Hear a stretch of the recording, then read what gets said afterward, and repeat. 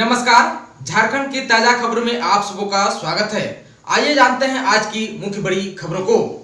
मौसम विज्ञान के आधार पर झारखंड में वेस्टर्न डिस्टर्बेंस का असर दिखना शुरू हो गया, लेकिन 19 फरवरी तक वर्षा का अनुमान नहीं है। इन 3 दिनों में आसमान में आंशिक बादल छाए रहेंगे, लेकिन मौसम शुष्क रहेगा। आंशिक कोहरा अथवा धुंध छाए रहने की संभावना है। साथ ही आसमान में आंशिक बादल भी रहेंगे, जिसके कारण धूप छांव का दौर दिखेगा। 20 फरवरी को झारखंड के उत्तर पश्चिमी दक्षिणी मध्य भाग तथा इसके निकटवर्ती क्षेत्रों में गर्जन के साथ हल्के दर्ज की वर्षा हो सकती है।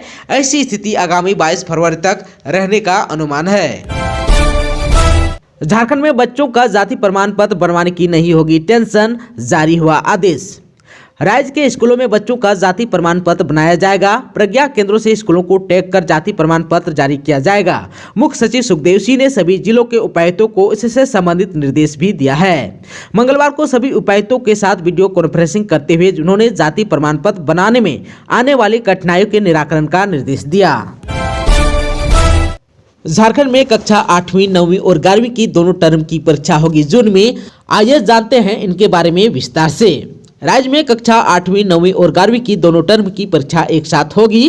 परीक्षा जून के प्रथम सप्ताह में शुरू होने की संभावना है। इसको लेकर झारखंड एकेडमिक काउंसिल यानी जैक की ओर से जल्द ही विस्तृत दिशा निर्देश जारी किए जाएंगे। इन कक्षाओं की प्रथम चरण की परीक्षा जनवरी में प्रस्तावित थी, परंतु कोरोना के कारण परीक्षा जनवरी में नहीं हो सकी। अब ऐसे में दोनों टर्म की परीक्षा एक साथ ली जाएगी। दोनों टर्म की परीक्षा 40-40 अंकों की होगी, जबकि 20 अंकों का आंतरिक मूल्यांकन होगा। आंतरिक मूल्यांकन स्कूल और कॉलेज के स्तर से किया जाएगा। प्रथम चरण की परीक्षा OMR सीट पर और दूसरे चरण की परीक्षा उत्तर पुस्तिका पर होगी। प्रथम चरण की परीक्षा में सभी प्रश्न बहुविकल्पीय और 1 अंक के होंगे। वहीं दूसरे चरण की परीक्षा में लघु उत्तरीय और अति लघु उत्तरीय और दीर्घ उत्तरीय सभी प्रकार के प्रश्न पूछे जाएंगे। पाठ्यक्रम में भी 25% के कटौती की गई है। परीक्षा 75% पाठ्यक्रम के आधार पर ली जाएगी। दोनों टर्म की परीक्षा के लिए अलग अलग पाठ्यक्रम निर्धारित किए गए हैं। 25% पाठ्यक्रम कटौती के बाद शेष 75% पाठ्यक्रम को 2 भाग में बांटा गया है। कक्षा 8वीं, 9वीं और 11वीं की बोर्ड परीक्षा का मॉडल प्रश्न पत्र जारी किया जाएगा। दोनों टर्म की परीक्षा के लिए अलग अलग मॉडल प्रश्न पत्र तैयार किए जाएंगे। आप सबको बता दूं कि मैट्रिक और इंटरमीडिएट के दोनों टर्म की परीक्षा का मॉडल प्रश्न पत्र जारी कर दिया गया है। तीसरा काउंसलिंग खत्म, लेकिन झारखंड के 135 बीएड कॉलेजों में 25% सीटें खाली। राज्य के 135 बीएड कॉलेजों में कुल 13,500 सीटों में अब भी लगभग 3,300 सीटें खाली है, जबकि झारखंड संयुक्त प्रवेश प्रतियोगिता परीक्षा पार्षद द्वारा सत्र 2021-23 के लिए सितंबर 2021 से ही नामांकन लिया जा रहा है। वहीं नामांकन की प्रक्रिया में देरी के चलते राज्य के बीएड कॉलेजों में सत्र 7 माह विलंब हो गया है। आप सबको बता दूं कि राज्य में कुल 136 बीएड कॉलेज हैं, लेकिन राजकीय बीएड कॉलेज कांके को अब तक मान्यता नहीं मिली है। इस कारण यहां 2020 से ही नामांकन के लिए 92 विद्यार्थियों का मामला फंसा हुआ है। मान्यता नहीं रहने के कारण पार्षद ने 2021 से 23 के लिए उक्त कॉलेज को काउंसलिंग में शामिल नहीं किया। JCECB ने राज्य के बीएड कॉलेजों में बची हुई 5,898 सीटों पर नामांकन के लिए अंतिम बार तीसरे राउंड की काउंसलिंग प्रक्रिया 22 जनवरी 2022 को समाप्त की है। इसके बावजूद सभी कॉलेजों में सीटें रिक्त रह गई हैं। अब JCECB चौथे राउंड की काउंसलिंग करने की तैयारी कर रहा है। चौथे राउंड में भी सीटें नहीं भरने की स्थिति में ओपन राउंड काउंसलिंग के तहत सीटों को भरने की आवश्यकता पड़ सकती है। झारखंड में रोजाना मिलने वाले संक्रमितों की संख्या 150 से कम, सक्रिय मरीज भी 1500 से नीचे। झारखंड को कोरोना महामारी से लगातार राहत मिल रही है। रोजाना मिलने वाले संक्रमितों की संख्या 150 से नीचे और सक्रिय मरीजों की संख्या 1500 से नीचे गिर चुकी है। मंगलवार को राज्य में 4 ही जिले ऐसे रहे जहां नए संक्रमितों की संख्या 10 से अधिक रही। इन जिलों में पूर्वी सिंहभूम में 52, रांची में 23, पलामू में 15 और सरायकेला में 11 संक्रमित पाए गए। इन 4 जिलों को छोड़कर अन्य जिलों में या तो संक्रमित नहीं मिले या संक्रमितों की संख्या 10 से नीचे रही। मंगलवार को राज्य में कुल 135 संक्रमित मिले हैं। चतरा, गढ़वा, गोड्डा, गुमला, जामताड़ा, कोडरमा, लातेहार, पाकुड़, साहेबगंज ऐसे जिलों में शामिल रहे जहां मंगलवार को एक भी संक्रमित नहीं मिले। नए संक्रमितों के साथ ही राज्य में कुल 4,33,550 लोग कोरोना की चपेट में आ चुके हैं। इनमें से 4,26,921 लोग स्वस्थ भी हो चुके हैं। मंगलवार को 299 लोगों ने राज्य में कोरोना को मात दी। राज्य में अब तक 5,315 लोग कोरोना से जान गंवा चुके हैं।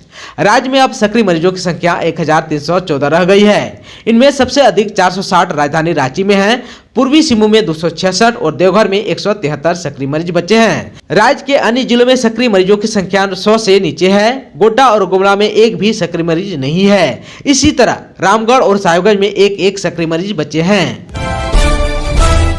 माघी पूर्णिमा पर बासुकीनाथ में उमड़ा आस्था का सैलाब, झारखंड के बाहर से भी पहुंचे श्रद्धालु। बाबा बासुकीनाथ में माघी पूर्णिमा पर बुधवार को भक्तों का जनसैलाब उमड़ पड़ा।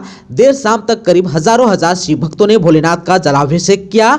बुधवार को सुबह 4 बजे ब्रह्म मुहूर्त में सरकारी पुजारी कृष्णदेव बाबा के पूजन के बाद मंदिर का कपाट 4:45 बजे से आम भक्तों के लिए खोल दिया गया। इसके साथ ही भक्तों के द्वारा जलाभिषेक का जो दौर चला वह दोपहर में विश्राम पूजा होने तक एक समान रहा। इस मौके पर भक्तों ने शिवगंगा में डुबकी लगाने के बाद भोलेनाथ की पूजा नेम निष्ठा के साथ किया। भक्तों को सुलभ तरीके से जलार्पण कराने के लिए पुलिस एवं मंदिर प्रशासन की ओर से व्यापक इंतजाम भी किए गए थे।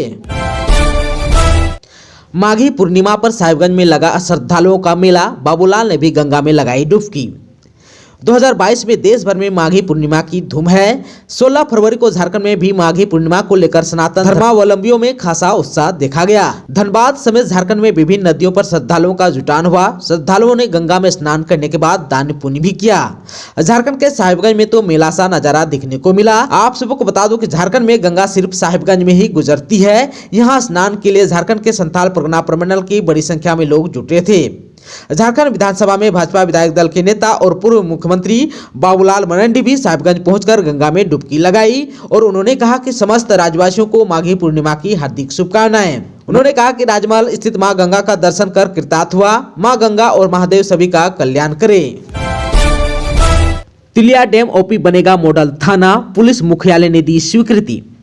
कोडरमा जिले में अपराध और अपराधियों पर अंकुश लगाने एवं शांति व्यवस्था बनाए रखने के लिए पुलिस सिस्टम लगातार अपग्रेड हो रहा है। इसके साथ ही पुलिसिंग को सुदृढ़ करने की दिशा में भी तेजी से काम हो रहा है। इसी कड़ी में जिला पुलिस में बड़ा बदलाव होने वाला है। जिले के अंदर एक नए थाना का सृजन होने वाला है।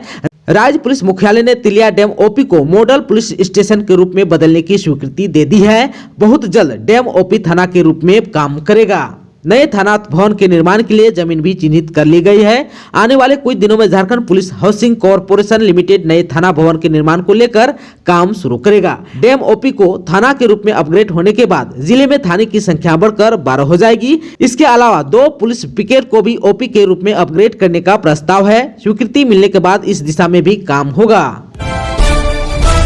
रेलवे के यात्रियों को मिलने जा रही है बड़ी राहत। गर्मी के मौसम में आरामदायक होगा सफर। कई ट्रेनों में लगेंगे 3 AC इकोनॉमी कोच। रेलवे के यात्रियों के लिए राहत भरी खबर है। गर्मी के मौसम में आरामदायक सफर के लिए कई ट्रेनों में 3 AC इकोनॉमी कोच लगेंगे। रेलवे बोर्ड की नई व्यवस्था के मुताबिक ट्रेनों में 5 से अधिक स्लीपर कोच नहीं लगाए जाएंगे। साधारण कोच पूरी तरह से हटाने की तैयारी है। स्लीपर की जगह इकोनॉमी AC कोच तथा साधारण की जगह इकोनॉमी AC चेयर कार लगाए जाएंगे। इकोनॉमी AC कोचों में 72 की जगह 83 बर्थ की व्यवस्था है। इससे प्रत्येक कोच में 11 बर्थ या सीट बढ़ा दी जाएगी। दक्षिण पूर्व रेलवे जोन का कहना है कि जरूरत के अनुसार ट्रेनों में 3 tier AC economy class coach लगाए जाएंगे। इसके बाद धीरे धीरे सभी गाड़ियों में यह कोच लगाया जाना है। गुमला पुलिस ने की छापेमारी। गांव के लोगों को नशे के लिए कफ सिरप सप्लाई कर रहा था युवक। 48 बोतल प्रतिबंधित दवा जब्त। गुमला पुलिस ने नशे के लिए कफ सिरप बेचने वाले युवक को गिरफ्तार किया है। मंगलवार की रात्रि गुप्त सूचना के आधार पर पुलिस की टीम ने टोटो गांव में छापा मारा। इसमें 48 बोतल प्रतिबंधित कफ सिरप के साथ आरोपी को हिरासत में ले लिया। गिरफ्तार अभियुक्त को पुलिस ने बुधवार को जेल भेज दिया। एसडीपीओ मनीष चंद्रलाल ने बताया कि आरोपी व्यक्ति लंबे समय से यह कारोबार कर रहा था। पुलिस को सूचना मिली कि दवाओं की बड़ी खेप गांव के एक घर में रखी गई है। इसके आधार पर कार्रवाई की गई। टीम ने पहले युवक के बारे में पूरी जानकारी जुटाई। बताया कि आरोपी का चिकित्सा के पेशे से कोई लेना देना नहीं है। इसके बावजूद वह हर हफ्ते प्रतिबंधित दवाएं खरीद कर ला रहा है और महंगे दर पर नशेड़ियों के बीच इसकी बिक्री कर रहा है। पुलिस ने धंधे में इस्तेमाल की जाने वाली बाइक को भी जब्त किया है। झारखंड हाईकोर्ट का बड़ा फैसला। 7वीं जेपीएससी संशोधित रिजल्ट जल्द जारी करने का दिया निर्देश। झारखंड उच्च न्यायालय ने मंगलवार को झारखंड लोक सेवा आयोग को उसकी 7वीं से लेकर 10वीं राज्य प्रशासनिक सेवा की प्रारंभिक परीक्षा के संशोधित परिणाम शीघ्र जारी करने का निर्देश दिया और आयोग के परिणाम जारी करने में हुई त्रुटि को स्वीकार कर लेने के हलफनामे को भी रिकॉर्ड पर लेते हुए इस मामले का निपटारा कर दिया। इससे पहले झारखंड उच्च न्यायालय के मुख्य न्यायाधीश डॉक्टर रवि रंजन एवं न्यायमूर्ति सुजीत नारायण प्रसाद की खंडपीठ के सामने इस मामले की सुनवाई के दौरान जेपीएससी ने कहा कि 7वीं से 10वीं जेपीएससी की प्रारंभिक परीक्षा का संशोधित परिणाम शीघ्र जारी होगा। प्रारंभिक परीक्षा के संशोधित परिणाम में 1044 अभ्यर्थियों के नाम शामिल किए जाएंगे। झारखंड लोक सेवा आयोग ने मंगलवार को अदालत को यह जानकारी दी और संशोधित परिणाम जारी करने का अनुमति भी मांगी। इस पर खंडपीठ ने कहा कि इस मामले में जेपीएससी ने पहले ही गलती स्वीकार की थी और 11 फरवरी को इस संबंध में अपना हलफनामा भी दाखिल किया था। उन्होंने कहा कि जब एक बार गलती हो गई है तो उसे सुधारा जाना चाहिए और संशोधित परिणाम शीघ्र जारी किया जाना चाहिए। अदालत ने कहा कि त्रुटि के चलते नए सिरे से परिणाम जारी करने के लिए अदालत से अनुमति लेने की आवश्यकता हुई है। अदालत ने जेपीएससी के हलफनामे को आधार मानते हुए संशोधित परिणाम जारी करने के निर्देश देने के बाद इस मामले में दायर सभी याचिकाओं को वापस लिया मानकर निष्पादित कर दिया।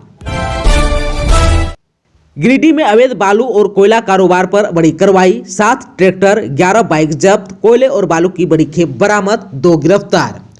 गिरिडीह जिला प्रशासन ने अवैध तरीके से बालू और कोयले का कारोबार करने वाले लोगों के खिलाफ बड़ी कार्रवाई की है। प्रशासन की टीम ने 7 ट्रैक्टर 11 बाइक समेत बालू और कोयले के बड़ी खेप बरामद किए हैं। वहीं सरिया पुलिस ने 2 लोगों को भी गिरफ्तार किया है। प्रशासन